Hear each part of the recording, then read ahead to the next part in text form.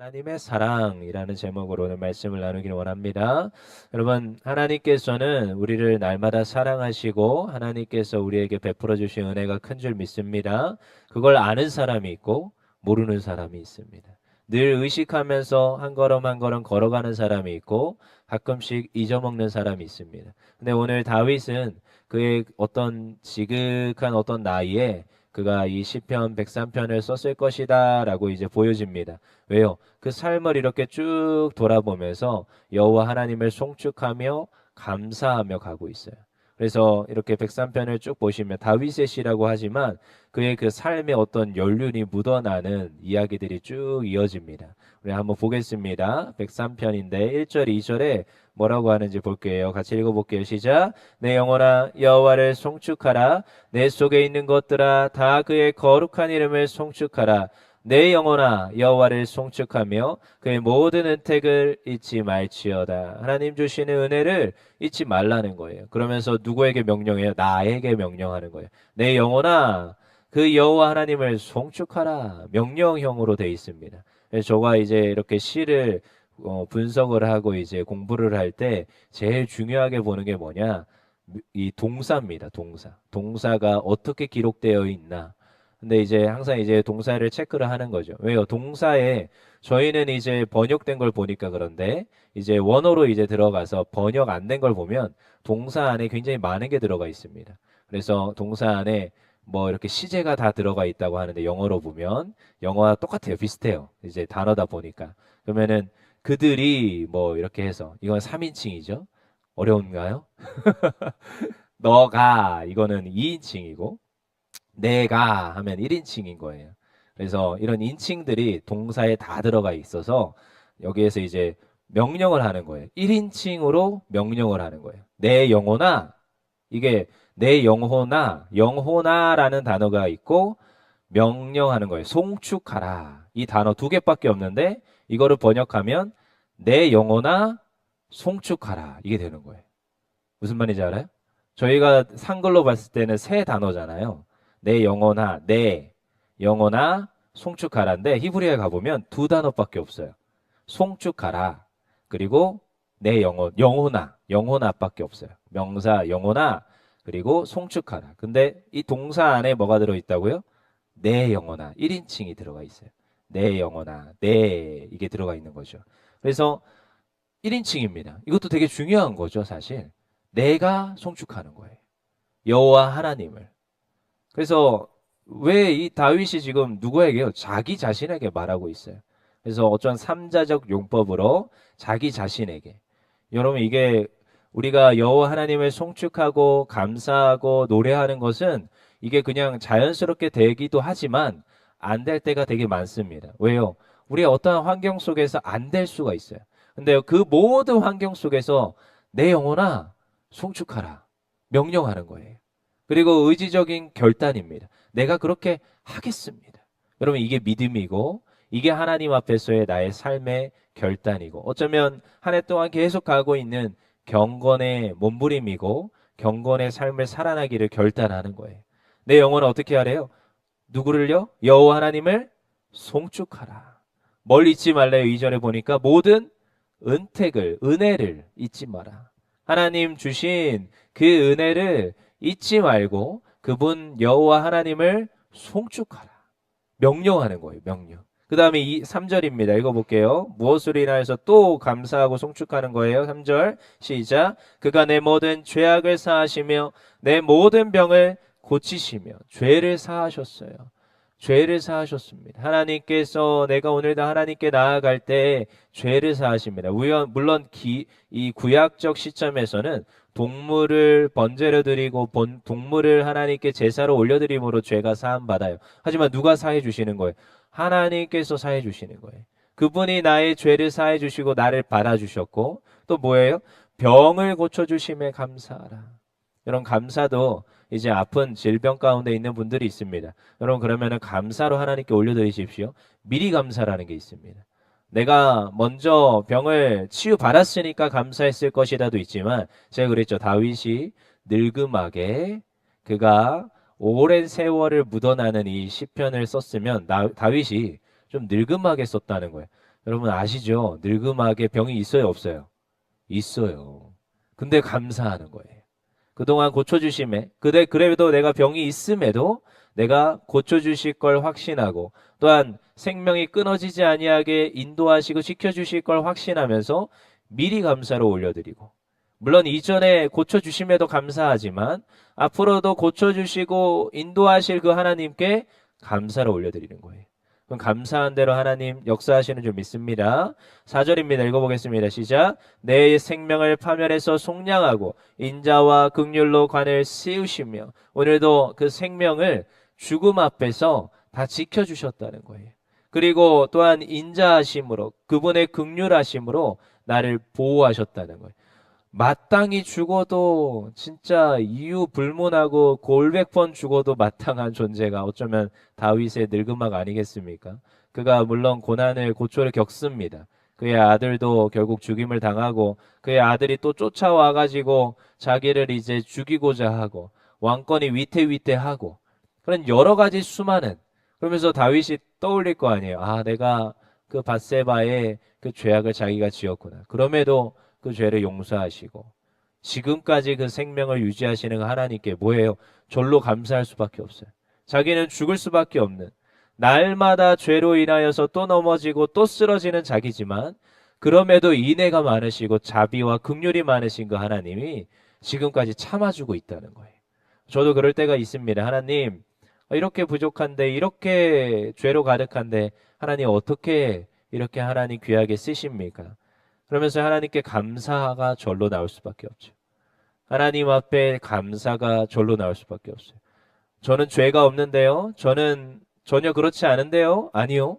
얼마나 돌이켜보면 내가 죄가 많은지, 하나님 앞에서 죄인일 수밖에 없는지 다시 한 번 더 우리는 생각해 봐야 됩니다. 그 다음에 5절입니다. 읽어보겠습니다. 시작. 좋은 것으로 내 소원을 만족하게 하사 내 청춘을 독수리같이 새롭게 하시는도다. 좋은 것을 다 허락하셨어요. 내 소원을 만족하게 하셨어요. 근데 늙음악인데 왜 청춘이냐고요? 그도 이제 청춘이라 말을 합니다. 여러분, 우리가 나이가 시작하는 게 뭐 60부터라는 소리가 요즘 있더라고요. 근데요, 그게 농담이 아니더라고요. 저희 화강교회에서 열심히 일하시는 분들이 다 60, 70입니다. 그래서 제가, 정말 우리 화강교회는 젊은 교회다. 항상 얘기를 합니다. 그래서 항상 앞서고, 그래서 뭔가 다시금 새롭게 도전할 수 있는 나이.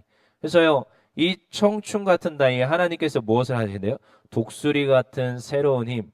성경에서 나오는 독수리는요, 힘의 상징입니다. 하늘의 제왕, 하늘의 어떠한 그 모든 고공으로 행진할 수 있고, 아래 나와서 또한 많은 포식자들을 다 잡아먹을 수 있는 존재가 독수리예요. 그런 독수리 같이 새롭게 하시는 하나님. 그분께 또 뭐 하는 거예요? 송축하며 감사하며 나아가는 거예요. 6절입니다. 읽어볼게요. 시작. 여호와께서 공의로운 일을 행하시며 억압당하는 모든 자를 위하여 심판하시는도다. 여호와 하나님. 성경에, 구약 성경에 제일 많이 나오는 단어 중에 하나가 아까 나왔죠. 인애. 그리고 특별히 여기 6절에 공의. 그래서 뭐 이렇게 사랑과 공의가 많으시다. 그 다음에 또 많은 사랑이라는 단어, 이제 요 단어들이 되게 많이 나옵니다. 그래서 뭐 이제 히브리어에서 미시팟, 제레카, 헤세드 뭐 이런 단어인데 이 세 가지 단어는 자주 나와요. 왜요? 되게 중요해요. 공의의 하나님, 인애와 자비의 하나님, 사랑의 하나님, 이 단어들이 자주 나와요. 그러니까 오늘 여호와 하나님이 공의를 실행하세요. 연약한 자들이 굶주리지 아니하게 하시고, 때로는 연약한 자들이 어떠한 악한 재판관이나 악한 이런 지도자들에게 핍박당하지 아니할 수 있도록 도우시고 날마다 인도하시는 하나님. 그 하나님께서 날마다 인도하신다는 거예요. 그래서 어떤 거에 억압당하는 자를 심판하시는 하나님. 억압당하는 자를 위하여서 어떤 잘못된 지도자들과 위정자들을 심판하시는 하나님. 그리고 7절, 그의 행위를 모세에게, 그의 행사를 이스라엘 자손에게 다 알리셨도다. 뭐해서요? 다 기록하셔서 하나님께서 다 주셨다는 거예요. 그 모든 것을 어떻게 하라고요? 송축하라.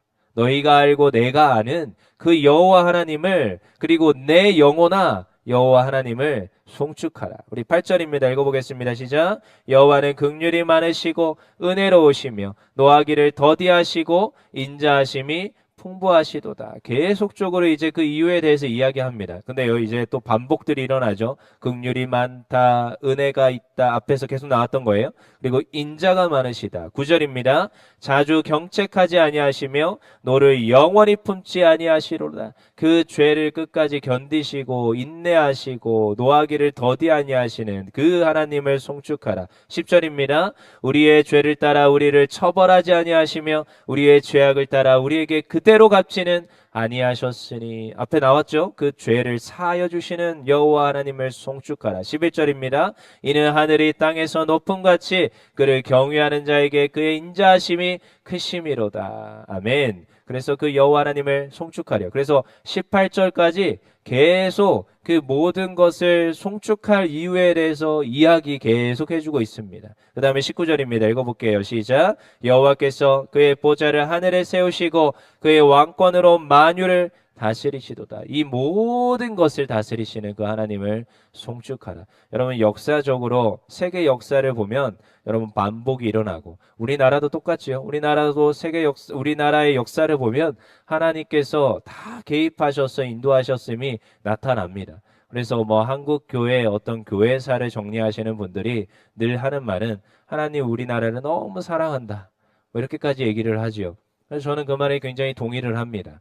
근데요, 하나님 모든 세계를 사랑하십니다.